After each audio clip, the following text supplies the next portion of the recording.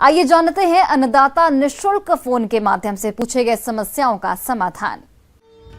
अन्नदाता निशुल्क फोन संपर्क सेवा के माध्यम से पूछे गए प्रश्नों में से आज हमने जिस प्रश्न को कार्यक्रम में शामिल किया है उसे पूछा है ग्राम अमरपुर जिला सिवान के कृषक प्रेमपाल ने। ये औषधीय फसलों की खेती के बारे में जानकारी चाहते हैं। तो प्रेमपाल जी, आपकी जानकारी के लिए प्रस्तुत है कार्यक्रम का ये अंश।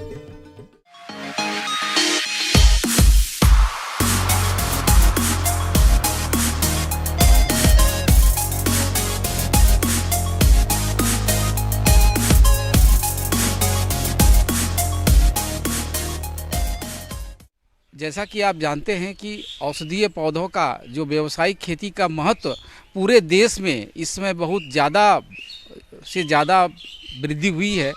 इसका कारण है कि इसकी जो गुणवत्ता है वो उसमें कोई प्रकार की दुष्प्रभाव नहीं होता और इसके जो एफिकेसी है, जो गुण है, वो काफ़ी कारगर हो रहे हैं। तो एक प्रकार से औषधीय पौधे किसानों की खेती करने के लिए एक बहुत ही बड़ा वरदान है। और आप ऐसा कह सकते हैं कि आप बूटी से रोटी कमा सकते हैं, यानी औषधीय पौधों की खेती करके आप अपनी आजीविका पूरी तरह से चला सकते हैं।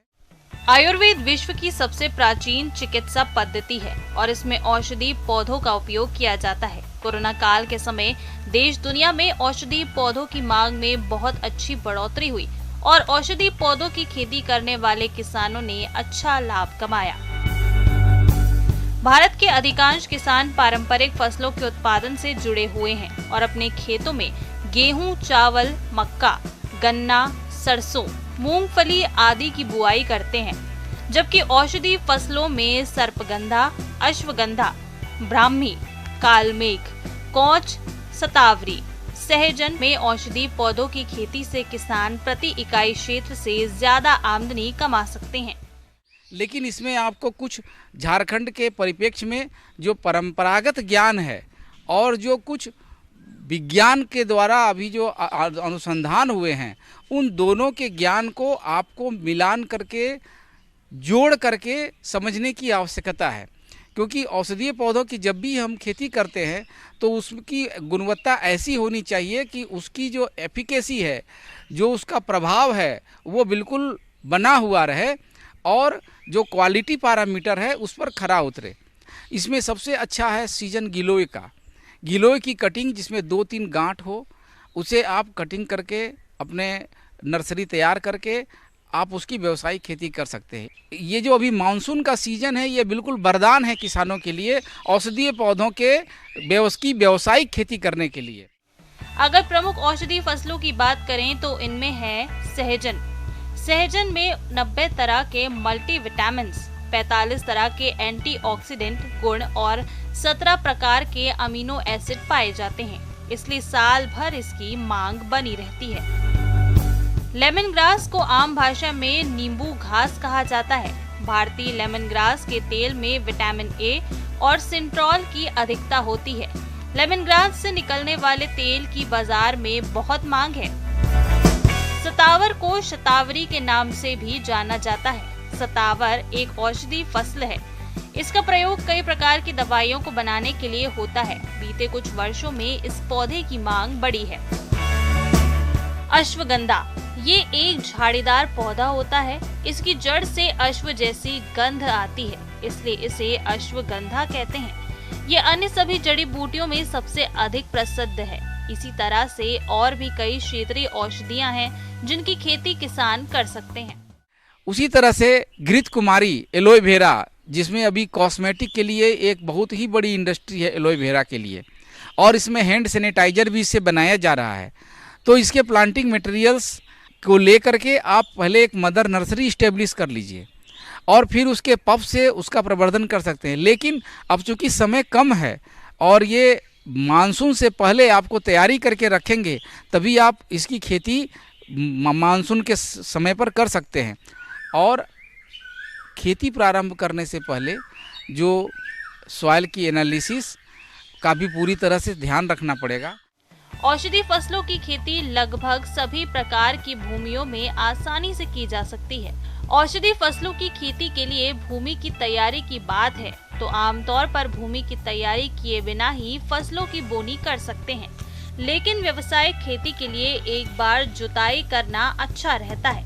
इसके अलावा इन फसलों में अधिकांश मात्रा में देशी खाद और कार्बनिक खादों का प्रयोग करना होता है। जहां बात फसलों की बुआई की दूरी की है तो विभिन्न फसलों के अनुसार इनकी बुआई और रोपाई दूरी अलग अलग होती है। जहाँ तक कुछ लोगों का ये प्रश्न होता है कि हम कौन से जर्मप्लाज्म कहाँ से लें, प्लांटिंग मटेरियल कहाँ से लें और कौन सा हमारे लिए उपयुक्त होगा।